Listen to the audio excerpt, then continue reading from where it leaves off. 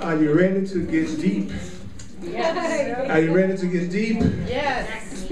Are you ready to get deep? Yes. Because you know the way of mastery is deep. Okay, so take a breath now. Please, let's bring the energy into the room so that we can go really, really deep tonight. Let's see if we can cover more material than we ever have before. So take a breath now. I'd like you to close your eyes now and take a deep breath now.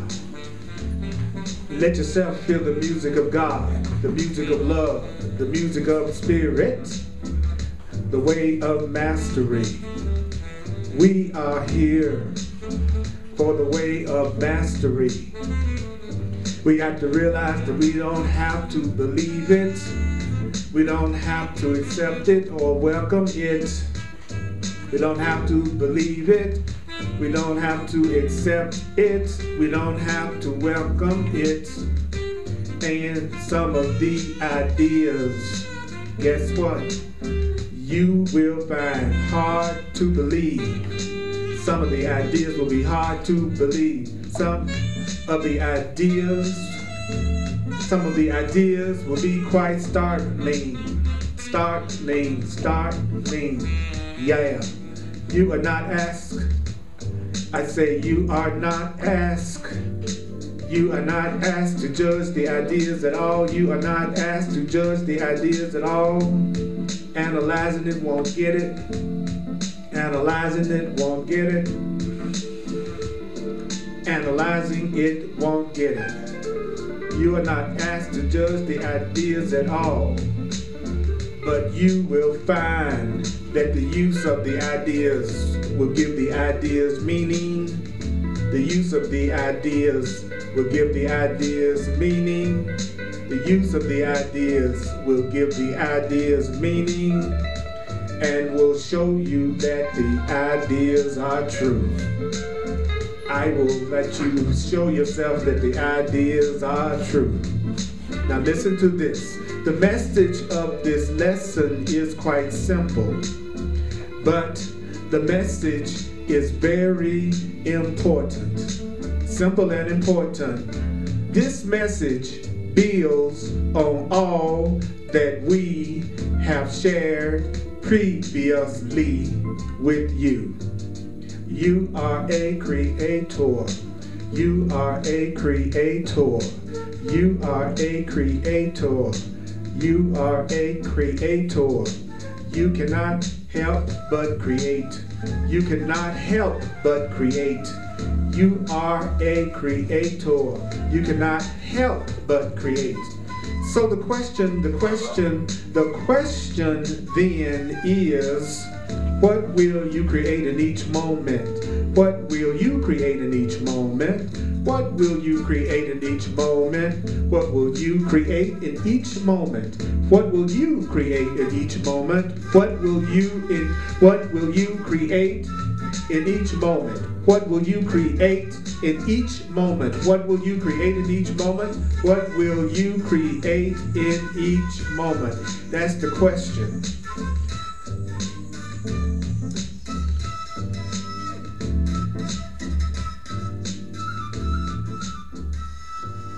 Far beyond the great thrill, far beyond the great thrill, far beyond the great thrill of the magic of creating events, far beyond the great thrill of the magic of creating events, far beyond the great thrill of the magic of creating objects in third-dimensional reality are the qualities that you create. What's really important, I say it again, are the qualities that you create.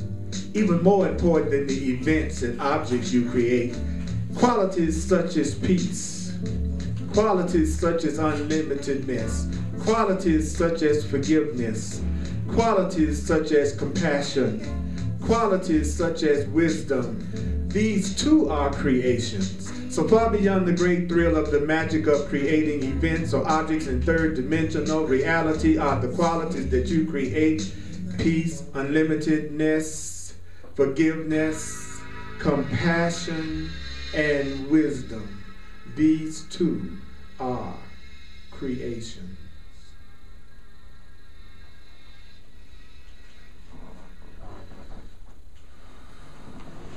So what will you create in each moment? What will you create in each moment? That's the question. What will you create in each moment? So if you got the book, we're on page, in the Way of the Heart, we're in part 1, page 110, and you'll see right there in the middle of the page, what will you create in each moment?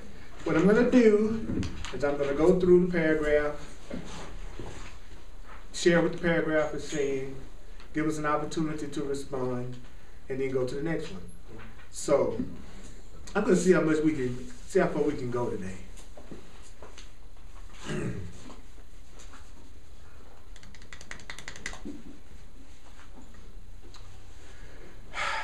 You know, sometimes there have been situations where I really wanted to experience compassion. And I found out compassion doesn't exist floating about in the universe until you manifest compassion. Until you cultivate compassion within your own consciousness, then you don't experience compassion. Kind of explains people who say that nobody loves them, but they're not loving anybody. Christ consciousness, which is love consciousness, cannot be said to truly exist for you until you create it within yourself. Your union with God doesn't exist for you until you decide to open to the lived experience of your union with God. So in other words, God doesn't exist for a person until they decide to open up to God. We were also told that love consciousness can't exist truly until you create it within yourself. And then at the very beginning, I was told that I won't experience compassion until I manifest it and cultivate it within my own consciousness. So much as a food you have never tasted might as well not exist for you until you journey to that country, purchase that food and place it in your body, or in your day and age, go to your grocery store and find the Gourmet International section. Nothing can be said to exist for you until you have tasted the lived experience of it. So nothing can be said to exist for you until you've lived the experience of it. That's why sometimes so much of the stuff that we're talking in the class like this seems like so much poppycock. Because until the person is experiencing the kind of love and compassion and understanding and support that this is talking about, it just sounds like a bunch of pretty words. And so it says, so when you hear talk about enlightenment, when you hear talk about union with God, and when you hear talk about unconditional love, stop nodding your head, thinking you know what these things are. Stop nodding your head. Unconditional love, yeah, you know, giving everybody freedom. Oh, yeah, really loving people. Oh, we shake our heads. He said, no, you don't know what these things are. And turn your attention inward, within. Do you abide in a lived experience? Are you living the experience of feeling united with God? Are you really having the experience of unconditional love right now? Immediately, you will know the answer. If your answer is no, I hear talk about enlightenment and I get little glimpses, but I don't really know what it is because I'm not feeling it completely in my lived experience. So right away you will know that there must be something that you have valued other than enlightenment. Yeah. So if I am experiencing anything other than unconditional love and compassion, then all it means is I'm valuing something more than unconditional love and compassion and abundance and joy. That's all it means. If you don't have it, there's something you're valuing more than the thing you don't have. So if I say I don't have a relationship that's meaningful to me, then that means I'm valuing something more than meaningful relationships. If I say there's no unconditional love in my life and no compassion, he says, then you're valuing something else other than that enlightenment. That's where it's coming from. So based on the way of mastery, are we all clear on where anything that's missing in your life, where that's coming from? It's coming from whatever it is that you value more than that. So if I don't have abundance, in my perception, I'm valuing lack more than I'm valuing abundance. If my life is full of conditional love, then I'm valuing that more than I'm valuing unconditional love. So he says, we would perceive there are many in your world. No, okay. I'll say it again. If you're not having it in your lived experience, right away you would know that there must be something that you valued other than enlightenment, that you are insisting, check that out, that you are insisting remains in place. Now here's the key phrase, in your consciousness. So he said there's something that I am insisting on keeping in my consciousness that I value more than the thing I say I want. And that's why I'm not experiencing the thing I say I want. There's something in my consciousness that I'm valuing more than the lived experience of the unconditional love or the unconditional abundance of joy. Maybe it's my insistence that I'm separate from love. Maybe it's my insistence that I'm not good enough. Maybe it's my unconscious guilt and fear. Maybe it's my thought that I'm separate from all of you. I have something in my consciousness that I'm valuing more than the lived experience of unconditional love. Whew. So what is it? What is it? What is it that I'm valuing? What is it? Search it out. Find it. I can just see the dog. Can you see it? I search it out. I just saw the dogs and everything. Hunting for my ego. Hell, the hunting dogs are my ego. The snarling dogs are my ego. That's what it is. Oh, that's funny. Sometimes when I read this stuff, I swear I get the most outrageous visuals. I mean, outrageous visuals. So you find out what that is, and then you decide whether you still want it. That's interesting. You find out what the thing is you think you value more than what it is you say you want, and then decide if you want to keep it or not.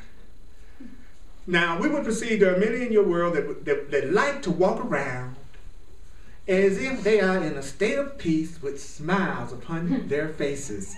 Perhaps they even carry the Holy Bible or the Way of Mastery in their hand, or some other such text. Right? And then he says, they wear some religious icon on their body. Superman emblem.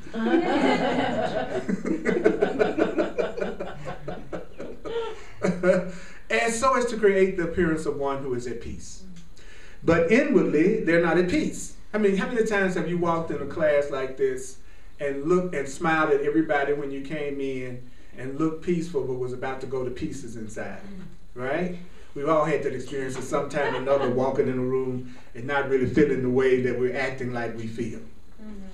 So he says that when they turn on their television and they watch how the logger has felled yet another tree, inwardly they respond by calling that logger ignorant, stupid, and limited. People who destroy the environment are ignorant, stupid, and ignorant. He said, in that moment, the person who's not at peace inwardly, they have spoken to the universe the truth that they are choosing to live, which is, I'm not one who wants to know peace. I'm not one who wants to know what peace is. So every time I call the logger ignorant or stupid or limited, he says what you're saying to the universe is, I'm not one who wants to know what peace is. I am not one interested in forgiveness. I am not one interested in wisdom. I am interested in judgment. That's what I'm interested in, stupid logger. And I'm also interested in, this is really interesting, this is a new kind of high. He says, I'm also interested in the high that I feel in my body through the act of judging another as being less than myself. In other words, it just feels good to talk about people sometimes. Anybody familiar with that one? Are we too high and mighty spiritual to admit that sometimes you just want to talk about a person? Okay? And you do get a high. You know, because temporarily I can make myself feel a little bit superior to them. He says, so in short, gang, it's time to give up the pretense it's time to begin viewing yourself from the perspective of an absolute ceaseless creator. So let's take a look at our day, and let's look at it from the perspective of I am the absolute ceaseless creator of what happened to me today. I was the absolute creator of everything that happened to me today. Everything that happened to me before I came here today, I was the absolute ceaseless creator of it. Whew. So for the rest of the class, we're going to look at it as if every single thing that happened to you today, everything that was said to you today, everything that you experienced today, you were the absolute ceaseless creator of it. So begin looking at exactly what you're creating in each moment of your experience. Then bring the quality of childlike innocence to what you actually experience. So let me say that again. First, I'm going to look at what I'm creating in my experience. Let's say right now I'm creating some judgment and some anger and some upset.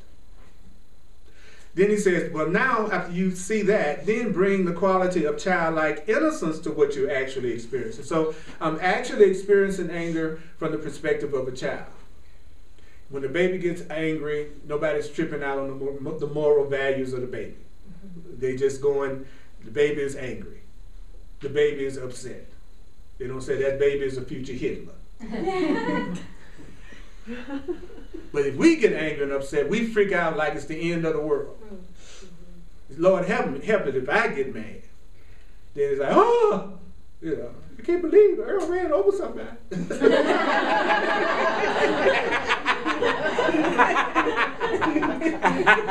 You're not a body, you free. Son of a bitch.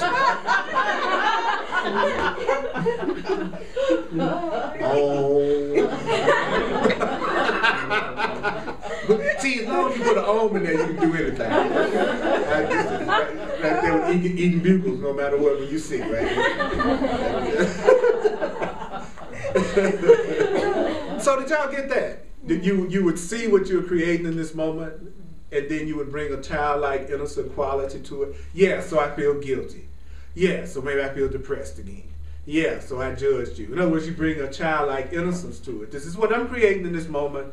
And it says, not what you tell everybody else you are experiencing. You want to look at actually what you are experiencing and not what you're telling everybody else you're experiencing. See, notice we're getting very specific instructions. I'll go back. Because people say, well, what do I do if I'm upset? It's like we're being told. First, you give up the pretense. First of all, you realize that just by judging a person, that you're really saying to the universe, I'm interested in the high that I get from feeling judgment and judging other people. Okay? And then it says, now, don't beat yourself up with that, but just remind yourself you're the creator of it. And then remind yourself that you're the one that you're creating this moment. Get in touch with what am I actually feeling in this moment as opposed to what I'm telling people I'm feeling in this moment. It's one thing to tell me a lie about how you feel. It's even more intense and detrimental to your peace to lie to yourself about what you feel. And I got to the point when I first got into metaphysical positive thinking, spirituality, that I got away from even being honest with myself about what I was feeling. And I was so busy trying to be positive that I would always say I felt great even when I didn't. And then what happens when you do that is after a while, there'll be your reality that you are experiencing would be totally incongruent to what you're telling yourself. You'll be telling yourself you're happy, but you're having constant dramas and challenges that you're facing from your outside world all the time. It doesn't make sense that if you're really that nice and good and loving that you should be going through all that stuff. So if you lie to yourself, what the universe does is just reflect back to you that what you're lying about or what you're in denial about. Maybe that'd be a nicer way to put it. You got me? So if I'm full of anger, but I'm smiling at you, I'm going to attract angry people. And then I'll be this nice guy that everybody's mad at. And I'll be walking around saying, I'm so nice. Why is everybody always getting upset with me? It's because you're mad as hell and you're not pretending you aren't. Or some people think horrible of themselves, but they actually love themselves more than they realize. Those people have a reality where it always looks like people are treating them better than they think they deserve to be treated. They're walking around going, wow, people really being nice to me. They really knew who I really was. They recoiled from me as if from a poisonous snake. They really knew the truth about me. I'm not nearly as nice as y'all think I am. You see what I'm saying? So when your self-esteem is lower But there's another part of you that's even more loving you than you realize. Maybe you've accepted more love than you realize. Then it'll look like people are loving you no matter how you're thinking about yourself. You still get compassion. You still get love and support. Oh, this is awesome.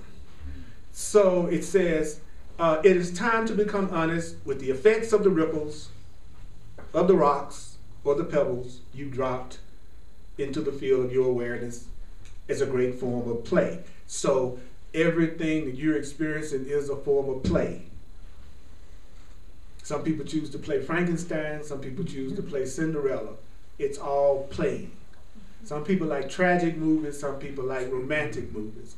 Your life might be a tragic movie. Mine is more like science fiction.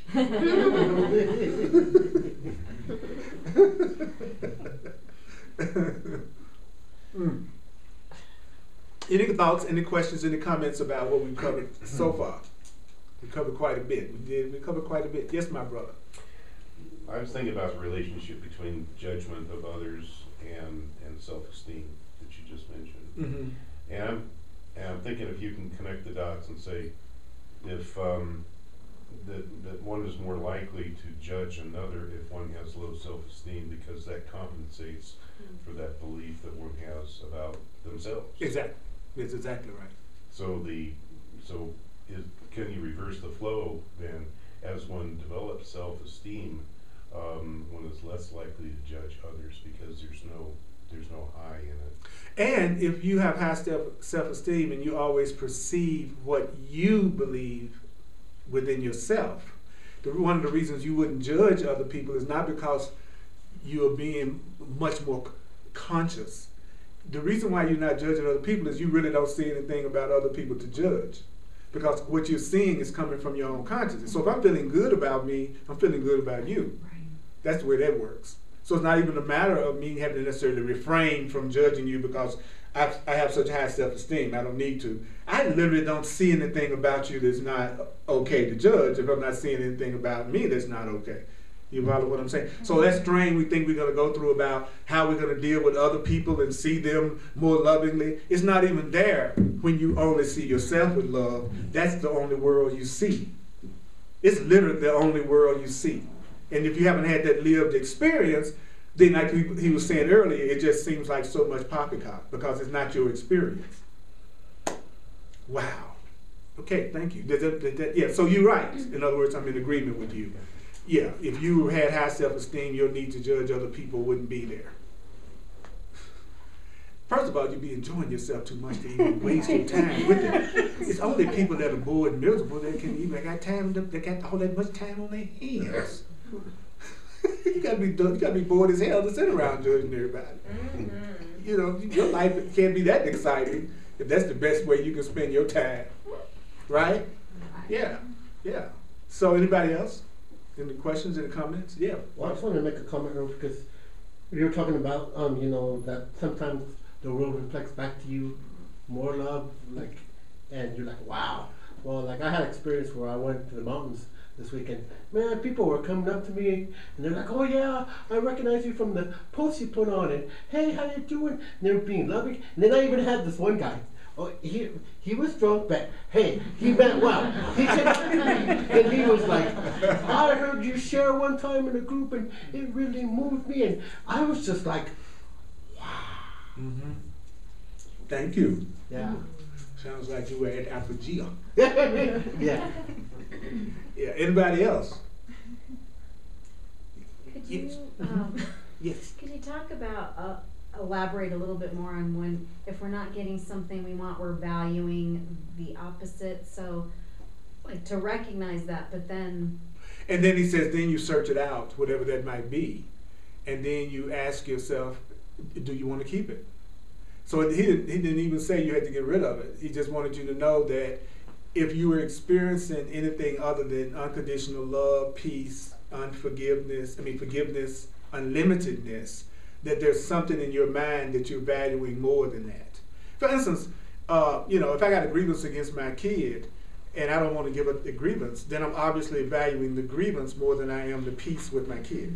Mm-hmm. You follow what I'm saying? Yes. If I say I want abundance, but I obviously keep my lack habits and attitudes, then there's something about having lack that is more valuable to me than having abundance, even if it's because I'm afraid of the abundance, or I feel guilt about abundance, or I feel unworthy of it. Then at some level, I actually think I'm safer without it.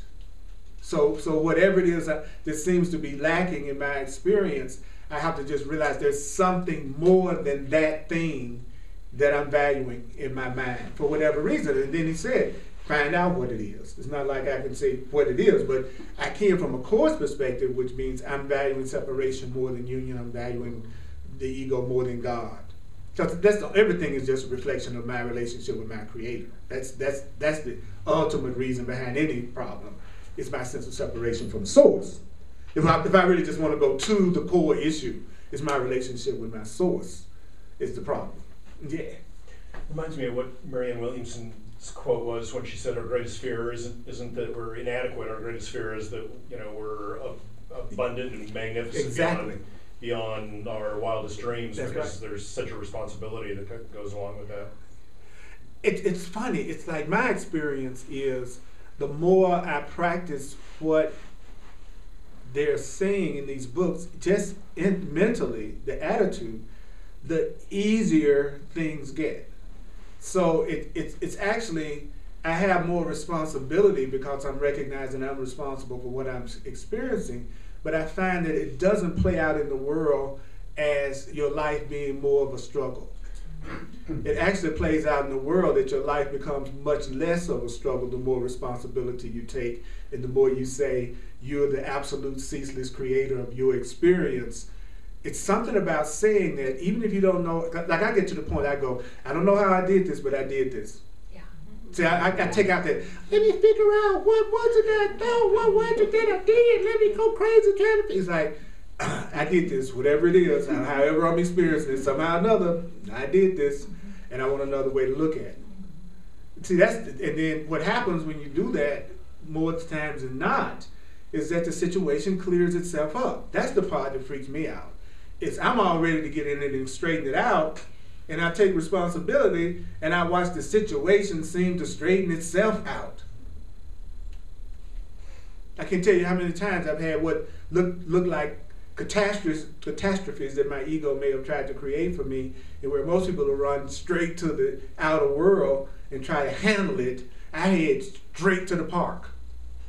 I rush to the park as quick as most people try to run to go out in the world and deal with this situation that's come up. Because I know that if I can take the time to remember the truth, that I'm the absolute ceaseless creator, that I'm not the victim of this experience, that I'm the holy child of God, that I'm not alone, that this is a dream, that there's another way to look at it, that the event is neutral, I'm the one that's giving it the meaning that it has for me, and that I'm not alone. If I have to go somewhere and focus on that for a while, then I've created the state of mind that allows the Holy Spirit to clear the situation up through me, for me.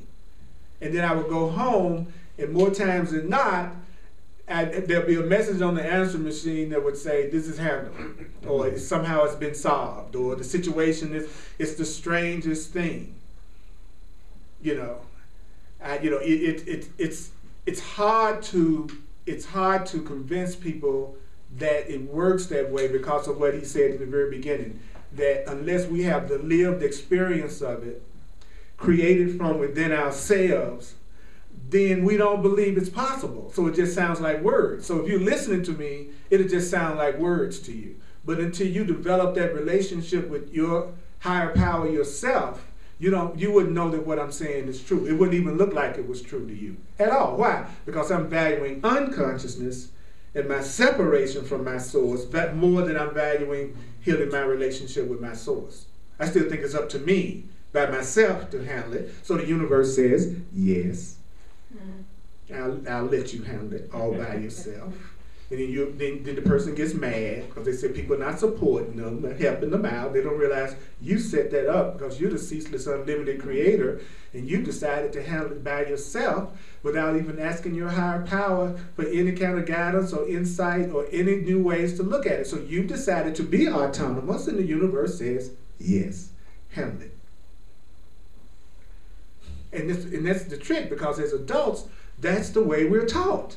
We're literally taught that if you are really as a responsible adult, you do everything yourself as independently and as autonomously as you can. And the Course says that is, if there was a such thing as sin, it says that's the one sin. Is to believe that you are alone and doing anything alone. Never has happened, never will happen. Ever. Yeah, we're using all these iPods and videos and lights and all this stuff, and if any of it went out, I doubt if any of us could really fix any of it. So how are we experiencing this alone? How did I do this on my own? I didn't make this mic on my own. We don't do nothing on our own. Nothing. And the sooner I realize that, the sooner the universe will do even more for me. Because it wants to. Because I'm it. It is me. My being happy is it being happy. The universe has a vested interest in your joy. Because you are the universe. If it's going to have happiness, it's got to have happiness through us. God's on your side. The Course is just saying, the way of Master is just saying to all of us, you need to get on board. You're the one that's throwing the wrench in the deal. By not thinking you deserve it. But I'm going to give you what you don't even think you deserve. I'm going to give you love you don't even think you deserve. That's how much we're loved. I don't care what you think about yourself. I'm going to love you. I don't care how upset or afraid you are. I'm going to love you. I don't care what you say to me. I'm going to love you. I'm just going to love you.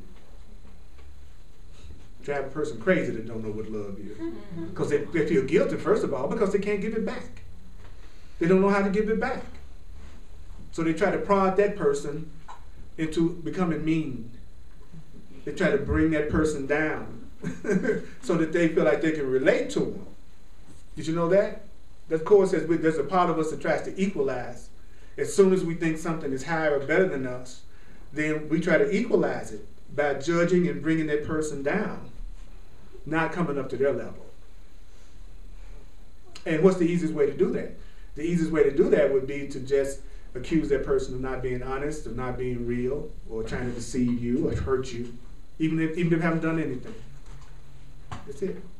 So, anybody else before we go on to the next part of this? This is going to get deeper.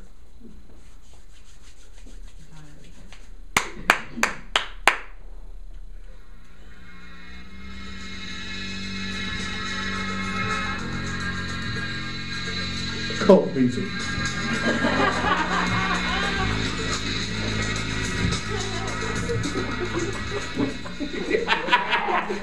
This is the right class to recommend to your friends. Then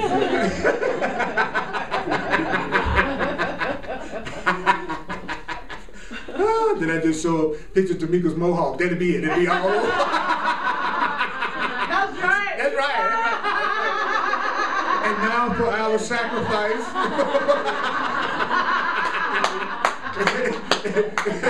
And then we're going to say our ritual for our sacrifice, and then she break out with one of them poetry slams. That'd be the ritual.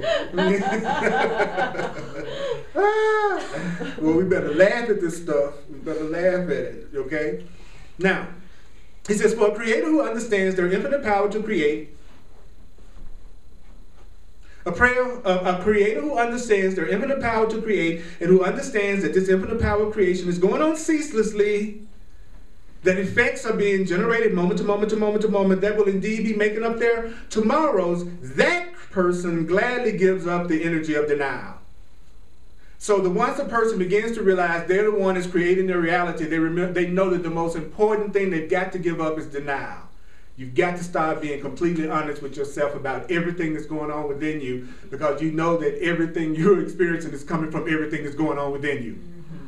So every moment of so they turn to look upon every moment of their experience that they might discern what choice they must have made to bring about the effects they're currently experiencing. Okay, so what does that mean? If you're experiencing something right now, what you do is you try to figure out what was the choice you made that put you in this predicament or situation to begin with.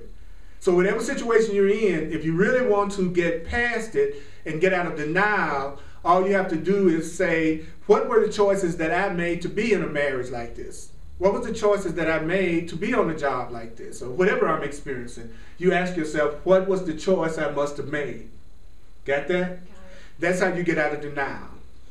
because you're having an experience, and so since you're actually having it, then there must have been some choice that you made as an absolute creator that created it.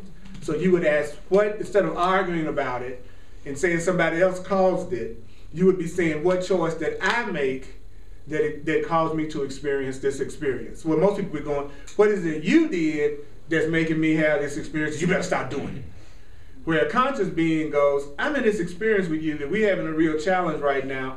What were the choices that I made to put me in this experience? What was it and you've all said that, what in the hell was I thinking? You know, we've all done it in some form or another. What the hell was I thinking? To be in this experience that I'm having right now, what was I doing? What went wrong? And then some of you are in experiences that are just absolutely wonderful. And you go, what the hell was I thinking? Because I want to keep it going. I want to be able to come back to this experience in the time I want to. So it works both ways. It's not just all negative when I say this stuff. He says, when a bill comes and your body shakes, I'm the Holy Son of God. It's so funny. It's so funny. It's like, this is the bill right here. It's like, I'm the Holy Son of God.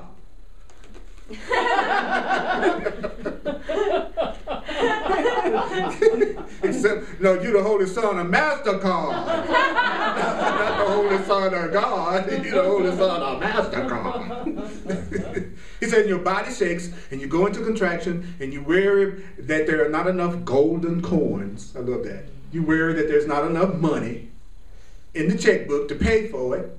The creator, a person that knows their creator and they're faced with a bill that they think they can't pay. What does a conscious being do when they have a bill that it looks like they can't pay? This is what we're about to be told. The creator stops, and looks upon all that is being experienced within the field of the body. So I got this bill, I'm freaking out. I stop to see what I'm experiencing in my body, what I'm experiencing in my emotional body. I'm paying attention to the thoughts that are being held in my mind. Okay, something's upsetting me. I just got a bill. It's freaking me out. So what do? Before I do anything else, I stop, see how I'm feeling. All the way through my body.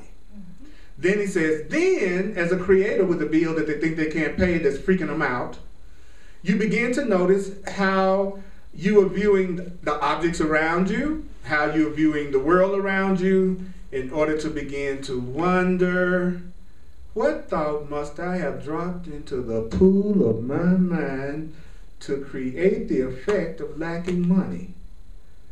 So first he says, you stop, you see how you're feeling through your body, then you notice how you're viewing everything in the room and how you're viewing the world around you, how you're looking at everything so that you can answer the question, what kind of thoughts must I be having that's keeping me from having enough money to pay my bills? Basically, that's the paraphrase of it. What thought must I have dropped into the pool of my mind to create the effect of lacking money? If you don't think that, and try not to think that what I'm saying isn't relevant to you if that's not your particular issue in this moment.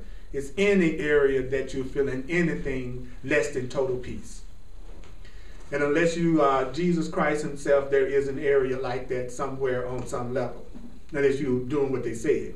Denial. Right? And like I like to say, denial is not a river in Egypt. Denial. Okay? And so how do I get out of denial? I admit to myself that I'm afraid and upset with myself for not having the money to pay my bills, and then I look at my views of myself and my views of my world and how I'm feeling, and then I ask myself, what kind of thoughts must I have dropped into the pool of my mind to create an experience that it looks like I have a lack of money? And you would do the same thing with let's say, a relationship. If you're afraid about a relationship, or it looks like relationships aren't happening the way that you want them to happen, you would stop, then get in touch with how you feel around this issue, and then how you view the world and how you view yourself around this issue, and then begin to wonder, what thoughts about relationships must I have dropped within the pool of my mind to create the effect of me lacking loving, meaningful relationships or a relationship? He says, and is that a thought I wish to drop into my mind again so that I create similar effects in my tomorrows? So first you ask, what was the thought that's giving me the effect that I don't like? What's the thought giving me the effect that I don't like? And then ask myself, whatever that thought is that a thought I still want to keep thinking? What thought gave me this experience? And do I wish to keep thinking that thought that's giving me this experience? He says that's the doorway of wisdom. So I'm going to stop here just for a second. And this is not a test, but I want to throw it out for anybody in their own words who would be willing to do that, to say what I just said. When you're experiencing some type of upset or fear, what do you do? And you can look at the book if you got the book. But just bringing stuff back out of you is the way that it sticks with you. Well, so first you stop. Yeah. And you feel it.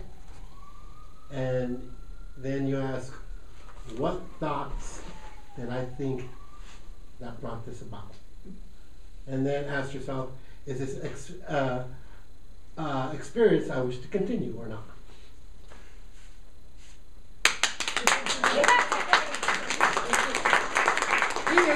Here's what we call a show off. I love it. A God show off. I love it, brother. You know, I love that. That was, for a teacher, that was what you call a teacher orgasm. I just had one, pardon me. It's called a teach-gasm. I would like to go for 2. Anybody gonna give me 2 tonight? So what do you do when you think something's missing and you're upset about something and something frightens you? Anybody else? Okay, say it. Just go for it. No wrong answer, just in your own words. What you do based on what we just heard. You stop, and then what's the next step? Stop. Reflect on what thoughts produced the situation that I'm in.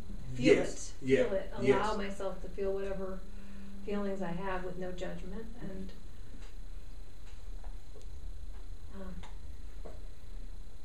decide what's more important to me, that or what I truly want.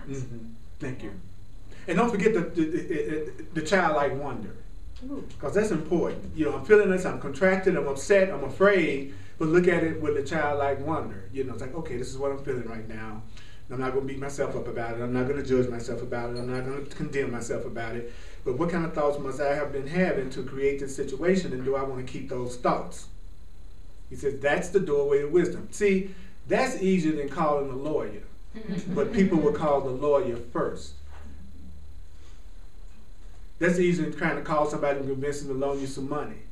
The truth is always requiring less of us than we come up with. But the funny part is, we'd rather do the stuff that's the hardest than something as simple as saying, oh my God, I just got some bad news. Let me stop.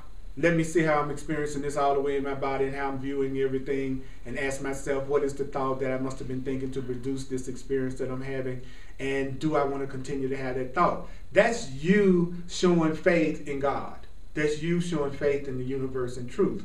That's you hearing, that's us actually hearing something we've read and actually are trying to apply it. Then you get the result.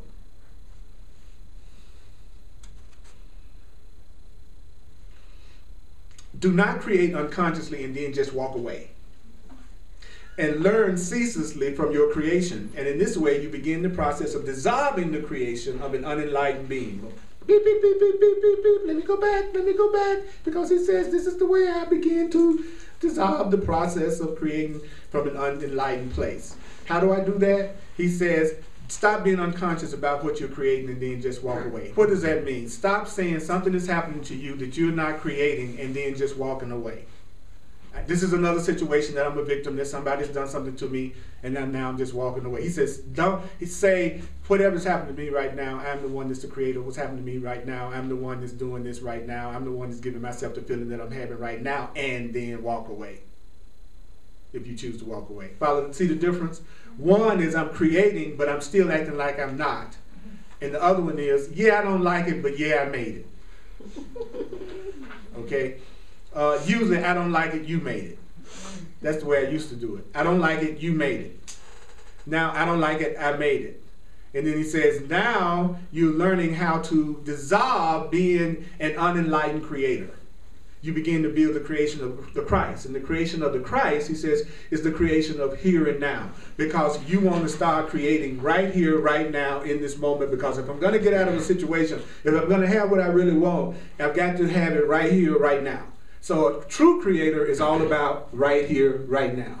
So it's like, for instance, if there's something that I think I need, instead of thinking of what it is I need to get, what I do is sit down and do an inventory of the resources that are already available to me in this moment right now that doesn't require me to go out and try to get anything. Because you're guaranteed to have that at your disposal. So the first thing you do is you have, what do I have at my disposal? What are my resources that are available to me right here, right now? Because it's only right here, right now that I can create something different. But the ego always says, think about what it is you got to go out here and try to get so that you can get this solved. Not, I got to go out here that I can get, instead of going, what is it that I already have available to me right now that I could use? I got Earl. And Earl isn't used as much as he'd like to be.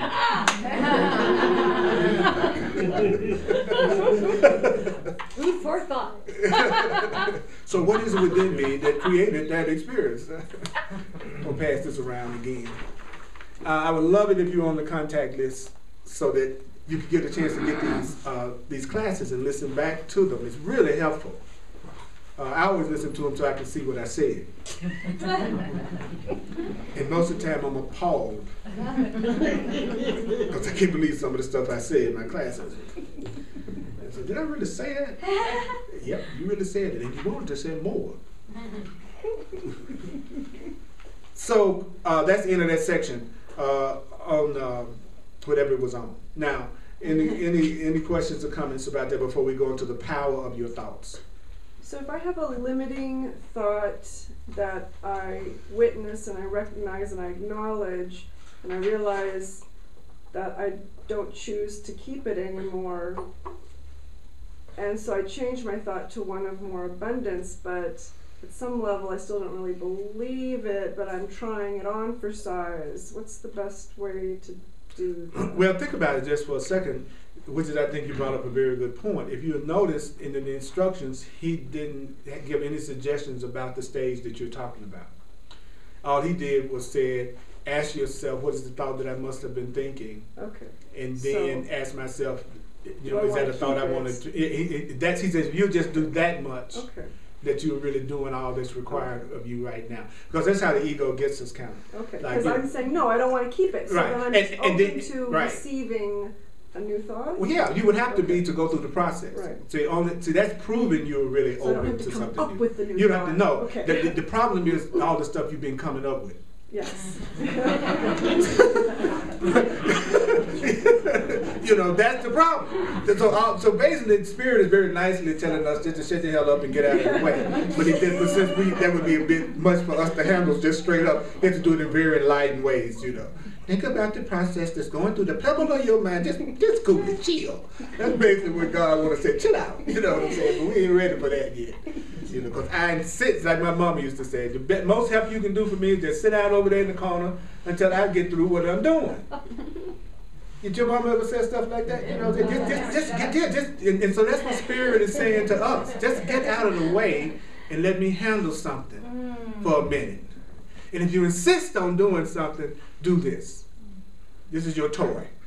This is your pacifier. This is your doll. This is your doll, right? Your new doll. Your new doll. Yeah, right. Hey, boys and girls.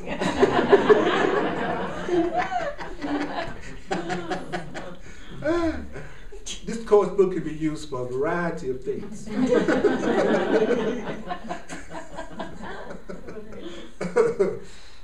Y'all ready to get into the power of your thoughts? I think she had. Oh, yeah, you had your hand up, brother. Yeah, my employer's been my spiritual teacher for like the last 6 months, and I've gotten to the point today that I want to quit. I'm seeing lack, and I think that I'm still attached to my paycheck, and I don't. You said something about not creating something unconsciously and then walking away from it. And I'm at a point where like I don't want to make the wrong decision about leaving for the wrong reasons, because I had a lot of attack thoughts today, and I didn't want that to be the motivation for giving my 2 weeks. So I'm lost. Stop. How you feeling in this moment? How you feeling? Upset, blocked. Okay. And what thoughts, what choices of thinking do you think you might have made to produce the way that you're feeling right now? What thoughts do you think you might be having to produce how you're feeling right now? I need this job or something. Yeah. See, whenever you're angry, according to this stuff, it's because something or someone is not acting out your script. So your boss is a teacher because he's not acting the way you want him to. Correct. And that's why you're angry. Mm-hmm. So it's not really your boss that's upsetting you. It's you that's upsetting yourself through the expectations and the scripts that you're writing for your boss. So the thought I might want to let go of is that the need to try to, I have to allow my boss to be my boss. I have to allow my boss to be how he is. The Course is saying that it's a whole thing in the way of master about allowance, that one of the best ways to get past anger is to simply allow. Because what keeps everybody upset is they're not allowing. See, I'm not allowing my boss to be however my boss is. And I'm also not remembering that I'm the one that's creating how I'm feeling about what I'm telling myself. And you may indeed need to leave your job, but what I would suggest is, based on what we've been studying, is decisions that are made out of anger and upset are usually decisions that are regretted. Mm-hmm. So even if I was going to leave a job, Right. I would try to get to the point that I had peace before I left the job, but not while I was upset, because my upset is my actual proof that I'm misperceiving. And I did that today, that exact thing, because I wanted to give my notice. That's So, like, right. I don't want to make this decision when Perfect. I feel like this. Yeah, never And I've did. been practicing that with him to allow him, you know, I've really had to practice this stuff. Yeah. But last week, he cut my hours. So now he's now not only doing what he's doing, but he's affecting my income. Now check this out. Now what I would say to myself is, I cut my hours. I cut my hours through him. Because remember he was saying we have to take the role of the unlimited, absolute, ceaseless creator. Okay, then from that perspective, he didn't take your hours away. Yeah. Right? From that perspective, who took your hours away? I did. Right. I took my hours away. Now, the fact that you would admit to yourself that you took your hours away and your boss didn't take your hours away would be the spiritual lesson that would possibly, almost surely, will unlock the situation. Because the lesson is, I am responsible for what I'm feeling and I'm responsible for my experience. So just by you saying that, you actually got the lesson. You're beginning to get the lesson, which lessens the need to have situations come up that make you have that kind of experience to get the lesson. Does that make sense? Yeah. So what I'm saying is, have all your feelings about it, even the feelings of being the victim of your boss, even though as an absolute creator you know you're not, and go through that process that we just got through talking about, but try to make the decision, the hardcore decision, and you're innocent if you don't, because you're innocent in the way you go, right? That if you are going to make a choice about whether or not to stay on that job, do everything in your power to get rid of the anger and fear, take as much responsibility as possible, give it up to the Holy Spirit, ask the Holy Spirit what it wants you to do, where it wants you to go, what it wants you to say, and then do whatever you're led to do from within, because the answer is going to come from within you, so I can't tell you what to do. But what I can always share is the kind of like the mechanics and the conditions you can use to decide what to do. That was the thought behind the situation. Mm-hmm. What was it again? I can't remember. What was the thought behind? What was the thought behind the situation with my boss? I'm responsible. Yeah, the thought was you were seeing yourself as a victim of my boss. He cut my hours, Okay. and now that's the last straw. My script says my boss doesn't cut my hours. Yeah. And my script says it was my boss that cut my hours and not me. But it's the truth. I cut my hours. I cut my hours. Now, since I'm not feeling peace about cutting my hours, I need to ask myself, what are the thoughts and what are the choices that I'm making within myself that would give me the experience of being so afraid about my finances that it looks like somebody could cut my hours and really affect me. See, he said that's what it's trying to get us to do, to start asking ourselves, what were the choices, what were the decisions, and we'll just do that much. See, our ego is going to say, now you're supposed to figure out what to do next. Mm-hmm. And don't fall for that booby prize, because that's the booby prize that keeps my brothers and sisters from ever going through the process. They want to go. They want to rush the process of going. Stop. What is it within me that's creating this? And do I still want to keep creating it? And how am I feeling about things? How do I view the world that would have produced this situation to the first? See, we don't want to take the time to do that. We want to go. And so, what do I do about that? You know, we want to go, because the ego knows if we can get us back in charge of the unknown again, we're going to end up in the same situation again. And so that's the trick. Because it was you that got you in the situation to begin with. And as quick as possible, your ego is trying to make you in charge of the next choice by yourself. And so after a while, you start to see how you're doing yourself in. And it's always been you doing yourself in. And it's never been anybody else that's ever done you in. And that's the hardest part for people to accept of all. And I don't expect people not to have resistance to that idea. Because if they didn't, they'd have every single thing they wanted. It's the only thing that blocks out good. So I definitely understand why people defend that idea. Yeah. But we're coming from the place that this is bad, that his hours were cut. Maybe his highest good is to get a new job. It might be. So how do you sort out? No, but see, I didn't. From my perspective, I wasn't judging it as bad that his hours got cut. What Spirit was asking me to emphasize was that he wasn't a victim of the situation that he was in, right, and that everything that was happening was his choice. That's the key thing to get. But you're absolutely right. It could be the best. It could be that him cutting your hours make you finally leave a job that allows you to be exposed to an even better job than you could have ever imagined. Right. So either way, he's responsible. He's responsible. That's the emphasis that I was trying to make. Not that you really should have that job. All of us can look back on situations, I think, if we be honest, where it looked like something went wrong that we ended up saying, I'm really glad that happened. Yeah. We just need to start doing that about everything, and sooner. And don't have exceptions. Be that way about everything. I lost my job, great. My mate left me, hallelujah. It's like there's nothing that can happen to me that's not for my own best interest. The universe isn't wired that way. Everything that happens to us is for our own best interest, but we just don't have the vision to understand the big picture at first. So it seems like for instance, it's interesting how you can kind of see that the person. Okay, for instance, there was and I thought this was really intense. There was a 6-time Olympic swimmer. I don't know if you heard about her, but she had riding an ATV, the little ATV, what you call them, ATVs, right? Mm-hmm. Okay, and on her farm or wherever, not too far from here, and she hit a curb and it flipped over, and it completely severed her spinal cord. Mm-hmm.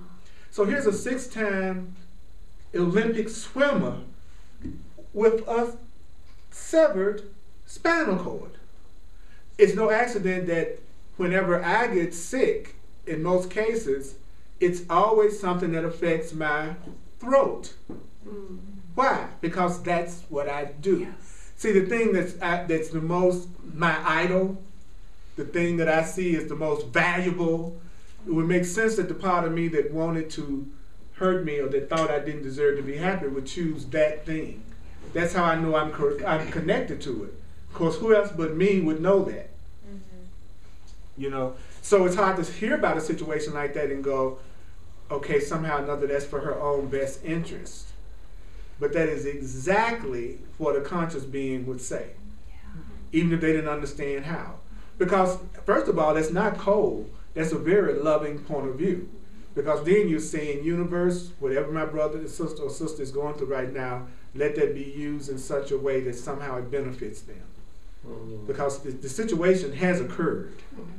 So it's neutral. So now it becomes, do we want to put love in that neutral situation, or do we want to see fear for her in that neutral situation? But it's neutral. It's really neither good nor bad. But it's hard to see it that way, and I understand that. But that's the truth of it. So if we're going to be healers, we can't look at it the way the world would look at it. She already has enough people looking at it as she's a victim of a tragedy. What she needs is somebody to remember that she's an absolute, ceaseless creator, and that nothing happens to her without her own consent, and that at some level there's a gift in this for her that we want her to recognize and experience. That's what saviors do. They never forget who the person really is. And they don't make them whatever it is they're going through. That's awesome. So that's what we could do. Can I ask one more thing? So if we go back to the steps of, can it be said this way? I'm responsible for being honest with myself and accept my power, but I'm not responsible for coming up with a solution? Right. Okay. Yeah, as a matter of fact, that's the best thing you could do. Okay. I call it living in the question. Okay. I'm living. What would it take for me? What would it take for me to be in a situation where I'm looking at my job in such a way that there's no fear around it? What would that take? What would it take for me to have a beautiful relationship that feels totally satisfying? Because whatever it is that a person thinks they're going to lose if they enter a relationship, that just means they're not entering the relationship with the right attitude or the right person. Because no one that you're entering a relationship with that's the right person requires a sacrifice of you, and if anything, they help lighten your burden and you help lighten theirs. So when I'm afraid of a relationship, what I'm really saying is I'm afraid of how I'm perceiving relationship. Or you know the person isn't the right person, or whatever. Something's, like I always say, if it don't feel right, it ain't right. Okay, that means it's something you need to get straightened out in your mind about it. Because the problem might not have anything to do with the person at all. The person could be just perfect. But if I don't feel right, then I stop until I can get another perception that I feel peace about. Because everything's going to come out of me. So if I'm not at peace, I already know what I'm going to create. Right? If I'm not in peace, I'm going to create conflict. So the most important thing for me to do is to get to a peaceful state of mind. That's why he says stop. And then I got to have a more peaceful state of mind if I don't believe that I'm the one that's responsible for coming up with the solution by myself. Because the frustration comes from me trying to figure out how to do it by myself. But he's saying, I don't want you to. I just want you to go through this process of assuming responsibility and asking yourself what was it that you must have been thinking to create it in the first place, and do you still want to keep thinking that, and decide whether or not you do. You might want to keep on. Yes. So I've been reading this book that's about like radical acceptance, and all this just made me think. There's a part in there where I think it might have been Buddha, but someone started by like doing this, like stopping and just naming all the emotions they were feeling, like, you know, just one word at a time, like guilt, fear, etc. And then that would bring them to a few things, like one, accepting what they're experiencing, two, like bringing them all the way into the moment where they're not worried about the past or the future, so that they could experience everything as whole. And then what Susan was talking about just made me think about that, because you may not know what to do now, but when you like name all those things, you can see like the origins of where the experience sprouted from. That's right. Which will be a lot easier to figure out what to do next when you know where it's coming from. Just like that quote where they say, you can't know where you're going unless you know where you've been. Absolutely. Absolutely. I love it when you talk dirty.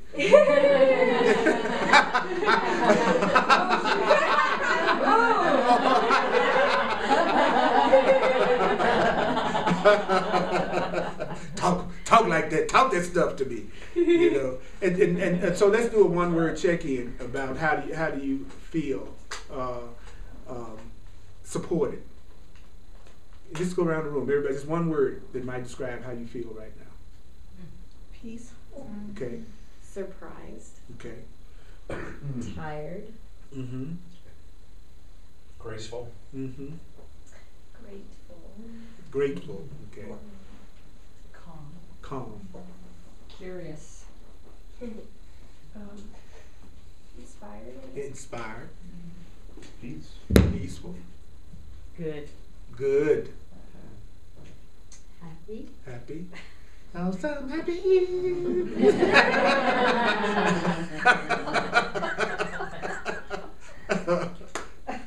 Calm. Calm. Excited?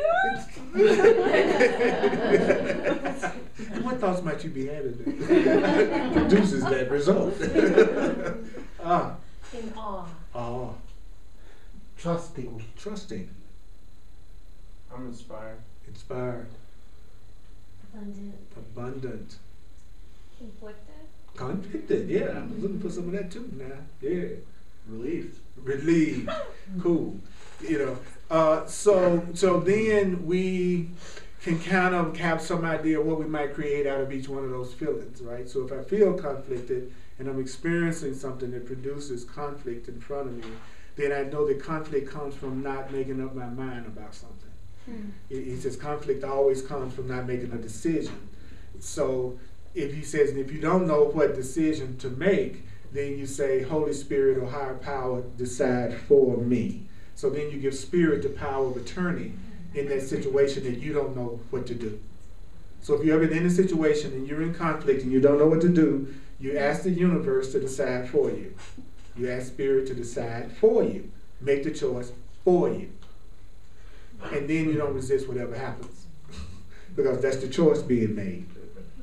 I kind of think, you know what I mean? And so this is the way out. And because conflict can mean that I have begun to let go of my hold on an old way of thinking, but I haven't completely embraced the new way yet. And that's what confusion and conflict, and that's a high form of conflict and confusion. I'm really trying to learn how to choose between the two thoughts. Where most people don't even know they got that choice. That's why it looks like we go through more changes than people who are totally asleep or people who are totally awake. Because the people who are totally asleep, they don't doubt that their way of looking at it from the world is correct. They're not going through the conflict like we're doing right now. Well, how do I do that? Or should I do that? It's, they already know it's your fault. You did it. That's it. They're not like we're debate that. It's your fault. What you talking about? That's it. It's my boss. He cut my hours. That's it. And then you can go talk to your coworkers and say, yeah, that's right. So the world's gonna agree with you whenever you project. You actually make people uneasy if you don't realize it. If you keep taking responsibility, they get mad at you. No, that wasn't you, honey. That was no. What's wrong with you? You know this, that about. You know what I'm saying? The world will get pissed off at you about taking responsibility. And then a really conscious being, they're just the opposite. I'm the creator of this. I did this. What am I feeling? What were my thoughts that caused it? Holy Spirit, decide for me. I want another way to look at this. What do you want me to do? I'm here to be the presence of love. See what I'm saying? They don't go to the other stuff about blaming somebody else or seeing themselves as a victim. They don't even go there anymore. But then when we're in transition, like we are, then we deal with more acute conflict. Because part of the time we're in our right, sane mind that we're reading and studying, and then some of the time we're thinking just like the world does in the way we were programmed. And we go back and forth, and so we go through what he calls a very acute conflict that won't be solved until you make an undivided decision for love for yourself. And then that's when the conflict is over. Woo! Yeah. All right. Earl, just a quick comment. Sure. Wouldn't it be helpful if when we think about accepting responsibility, that we divorce blame and fault, but consciously, because when the automatic the automatic way that someone's mind goes is when you say, well, but you chose that experience, didn't you? Oh, well, you're blaming me for what no. I'm just saying, responsibility is neutral, totally neutral. It's when we assign blame for it. Well, that's blame. I would say the difference between blame and responsibility, the most obvious difference is to how you feel. If you're blaming, okay, I'm responsible. I know I'm the one who did it. Okay, that's blame. Why? Because it doesn't make you feel lighter. It doesn't make you feel more powerful. But when you take responsibility, you realize that you have a choice, and you know that you don't have to repeat that anymore, and it can be another way. And that's good news. And another thing too is the more you wake up, the less you're gonna tell somebody they chose it. And the less you're gonna ask a person what did they do to create it. Shit, I'm telling you now, I'm giving you a little tip. Alright? You know, it is not usually well received when a person is upset for you to say, what did you do to create that? Or you the one that created that. You know, it doesn't. It would be better to say, how can I join with you on having more peace and a solution in this situation? How can we join together on getting beyond this? And they might say, well, what? How do I do that? Then you might go, well, you know, you might entertain the idea that maybe you are powerful and that you could change this situation, or this situation could change through you. See, that's different, you know. Then, what did you do to create that? You know, because when somebody do that to me, I just want to smack them upside the head and then go, what did you do to create that?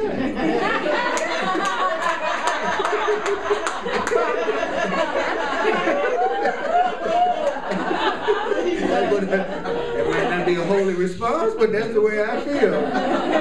When somebody says that to me, I make myself feel irritated. Because you already, it's a part of you already knows that. It's sort of like rubbing salt in the wound in a way. Because really, the person, really what they really want when they're upset like that is compassion. You know, they don't really, you don't want to empathize and join in the suffering, but they making a big call for love, and they really just want to know somebody freaking care. Yeah. That you even care that I'm upset and unhappy right now. It's a big break for me. You know, just to know you take the time to listen to what I'm going through without trying to fix me. You know, ask people before you fix them. That way you can't be sued. He told me to help. I told him to help me, so I can't be complaining about what happened when I listened to his advice. You know, so I ask people, you know, would you like another way to look at that? Just like you're supposed to do it. You're supposed to do it with the exact same attitude as you would say, have a cup of coffee. Same level. Oh, that's something I can share with you about that. And you have that same level of detachment about it if they say no. If they go, no, thank you. You go, okay, hey, did you see, you know, what happened on that Housewives of Beverly Hills or whatever the hell? So, sometimes if you want to join with people who are asleep, you ask yourself, what is the absolute most meaningless thing I could talk about right now? And then y'all will bond for life. Did you watch The Bachelor? Not really, you know. Did you see where the guy died, and then they did the thing where they did the memorial to him, and it was kind of tacky. Don't you think it was kind of, you find somewhere you can join. You find somewhere you can join with them. You know, if I'm hanging out with a plumber, I'm gonna say, how do they get the toilets to flush at the top of the Empire State Building? How do y'all make that happen? You know what I'm saying? Wouldn't that be fascinating to really know when you think about it? You know, I mean, we're around miracles all the time that we just take totally for granted, you know, like a flushing toilet at the top of a skyscraper, you know. That's amazing to me, you know. So when you begin, inside of a plane, yeah, I'm telling you. Well, see, one thing I like about flying is that it's a perfect experience of total surrender. Yes. I mean, you just as well get the peanuts the once you're up there, because it's done at that point. You just well watch a movie, because you've made a total commitment. Yeah. Right. Yeah. You know, you made a 100% commitment at that point, so you just well relax. So isn't that funny? That statistically speaking, the thing that would look like it would be the most dangerous, which would be flying in an airplane, is the safest form of travel, but it's the one that takes the greatest amount of faith. Yeah. In terms of giving up control, seemingly. You follow what I'm saying? So that's still another spiritual lesson. That the more I can trust beyond what I think I'm in control of, actually I'm safer than on the ground when I'm driving the car where most people are getting killed. Yes. It's where most people think they're in control. Might be a lesson in that. And the jet is like what? Up in the air, high. And it weighs thousands of pounds. Yeah. I always tripped out about how it gets off the ground. I just don't, but the truth is, what I understand, it's that you don't realize it, but the plane is actually being lifted up. It's not lifting itself, which is deep. That the way the wind goes over the top of it, it's the wind that's lifting it up in the air. Wow. Because of the way it is, So maybe that's the way it works for us too. That maybe we are lifted up. And we think it's us taking us to a higher level. Maybe we're being lifted up so gently right now that we don't even realize that we're like the jet. And it's a total commitment. And it's the landing that's always the most frightening part. Isn't it? Not the taking off so much as the landing. Same thing when I used to be a telephone repairman and I would climb up the pole. I just had to leave, I used to do that stuff. And I'd climb up the pole to fix the wire. It was the little spikes on the boots. It wasn't the going up the pole that was scary. It was when you looked down and you had to step down into the pole, So again, it's going down that produces more fear than going up. I love that you're more safe when you have less control. That's right. When your ego is less in control, right, you're more safe. Yeah. So we're just being taught how to, and don't forget, now this is the paradox though. When you at an ego level are letting go of your control, that's you taking control at a spiritual level. Because now you're letting your real self be in control. So even when you give it up, you're still not giving it up to some outside force. You're giving it up to the part of you that does know. You're like saying, there's a part of me that knows and there's a part of me that doesn't know. These books teach me how to give it to the part of me that knows and creates. But it's still me, still. So you're still claiming your power.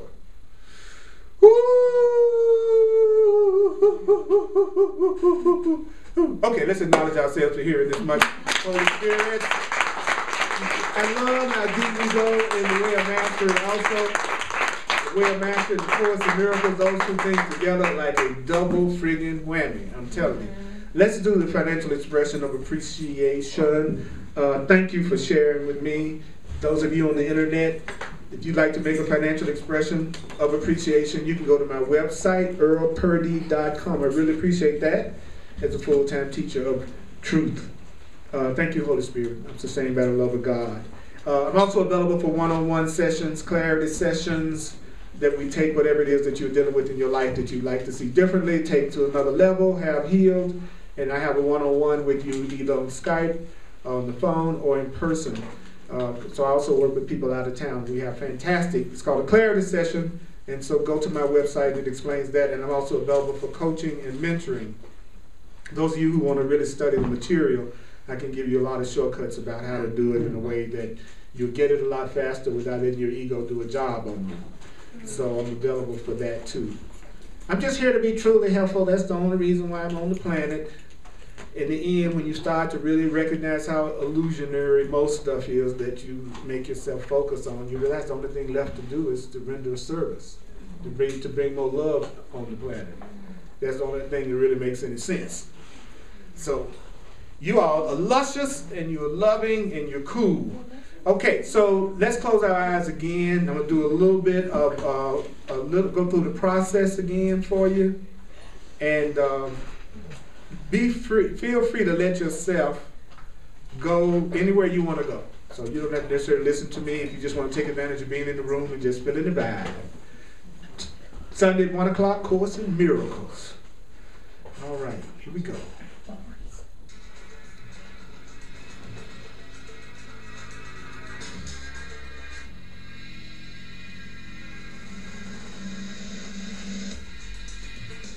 In short, it's time to give up the pretense. It's time to begin viewing yourself from the perspective of an absolute, ceaseless creator.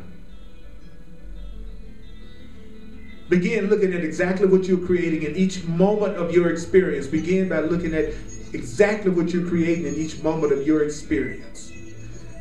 And bring the quality of a childlike innocence to what you are actually experiencing. Don't condemn yourself for the experience. Don't condemn yourself for feeling angry or upset as well as happy or joyful. It's time to become honest.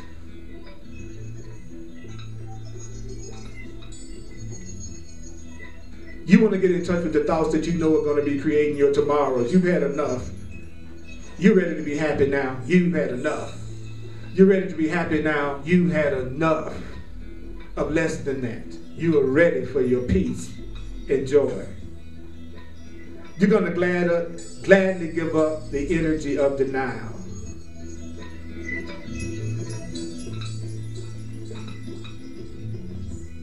You're going to look at every moment of your experience now. You're going to look at every moment of your experience now so that you can discern what choice you must have made to bring about the effects that you are currently experiencing. And if you love what you're experiencing, if you're enjoying what you're experiencing, it still would be great for you to discern what choice you must have made to bring about the joyful effects that you are experiencing. Why? Because you can decide if you want to keep on doing that. You can decide that you want to keep on using that kind of thought, that kind of attitude. So when a bill comes and your body shakes or something happens during the day and it upsets you and you go into contraction, and in this case you worry that there's not enough money in your checkbook to pay whatever it is, if you're going to truly claim the power of being a creator, you're going to stop and you're going to look upon everything that you are experiencing in the field of your body, and you're going to see what you're feeling in your emotional body.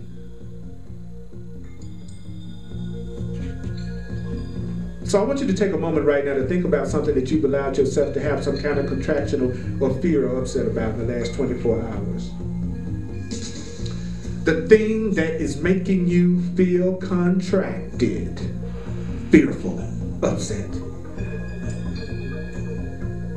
If you're going to claim your power as a ceaseless, absolute creator, stop.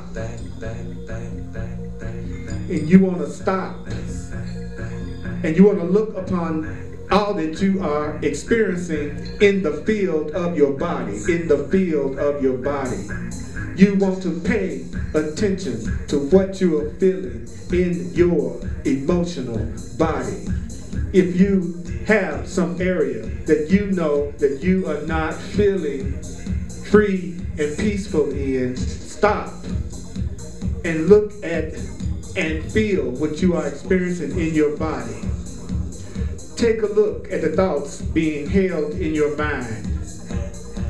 Then you view everything around you.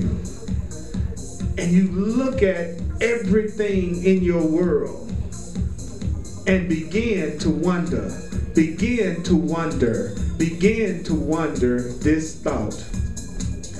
What thought must I have dropped into the pool of my mind to create the effect of lacking whatever it is? And then ask yourself, is this a thought I wish to drop into my mind so that I can create similar effects in my tomorrows? I say, do not create unconsciously. That means don't deny that you are the creator of the way that you experience things. Don't create unconsciously and then just walk away. But learn ceaselessly from your creation. In this way, you begin the process of dissolving the creation of an unenlightened being. You are upset about something, and you go into contraction and worry. Stop and look and feel everything you are experiencing in your body, in the field of your body, and the thoughts that are being held in your mind. And ask yourself, what thought must I have dropped into my mind to create the effect that I'm experiencing right now? What are the thoughts in my mind that's giving me the experience that I'm having right now? What am I believing in my mind to give me this experience that I'm having right now? What am I thinking in my mind that's giving me the experience that I'm having right now? That's how you do it. What am I creating now? What am I creating now? What am I creating now? I am an absolute ceaseless creator. I am an absolute ceaseless creator. I am an absolute creator, and I never stop creating. You are as God created you. You are as God created you. You are an unlimited creator, just like you were created by an unlimited creator. So tell yourself stuff like this. Abundance is my natural state. Abundance is my natural state. Abundance is my natural state. Abundance is my natural state. Love is my natural state. Love is my natural state. Love is my natural state. Love is my natural state. Love is my natural state. Love is my natural state. Love is your natural state. Love is your natural state. Peace is your natural state. Peace is your natural state. Peace is your natural state. Happiness is your natural state. Happiness is your natural state. Happiness is your natural state. Happiness is your natural state. So if you don't feel your natural state, you want to stop and look at it from the perspective of a ceaseless, unending creator and feel your feelings. Feel all your feelings. Don't be in denial about your feelings. Feel them all with the innocence of a child. I'm mad again. I'm happy again. I feel depressed. I'm upset. How curious. What thoughts must I be having to create the way that I'm feeling right now? What thoughts am I having to create the feelings that I'm having right now? What thoughts am I having to create the feelings that I'm having right now? What choices am I making to have the experience that I'm having right now?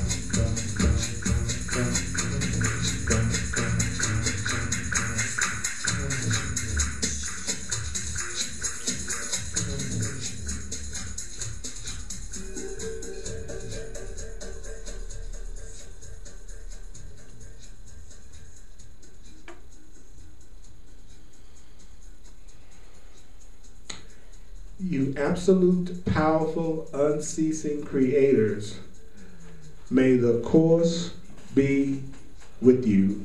I appreciate y'all. Come out. Thank you for coming out to help me remember who I really am. Can we give it up for ourselves with a little bit more juice behind it? Because you are cool. That's who we are. Woo! Lord have mercy. All right. Hugs are available.